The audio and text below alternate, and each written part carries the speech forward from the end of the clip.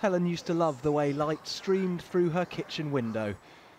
There isn't much light coming in today. There's a wall in front of her window now, and for years Helen's been at war with the neighbour who built it. The extension has gone all the way up, blocking out 100% of the light into this room. It's just so intrusive, it's literally, you feel like the wall is in your house as well. My whole life's been intruded, and there's nothing I can do about it. Helen's neighbour says the extension was above board and has already compensated her for the light loss. But today's figures say more than a quarter of us are suffering from more everyday niggles with next door. Loud voices and arguing is top of the list of neighbourly annoyances. 41% of people had problems with it.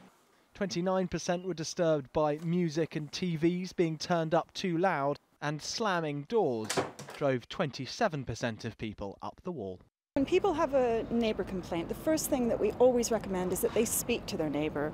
Try wherever possible to resolve the issue between yourself and your neighbour. At the end of the day, you have to go on probably living next to them. So the more that community relations can be preserved, the better. Ever had problems with your neighbours? Yes. What happened?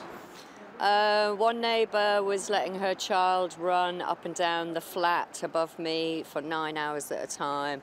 Immature neighbours, you've had that. Don't care for anybody else, just for themselves. We talk. If there's a problem, you talk. That's the way it should be. You don't want enemies. I don't want enemies in life. I want friends. You never know when you're going to need your neighbours. One find which might surprise you is that young people reported having much more trouble with the neighbours than the over 65s. But whatever the age, the advice on keeping relations rosy is have a word over the fence before you complain to the council. Dominic Reynolds, 5 News.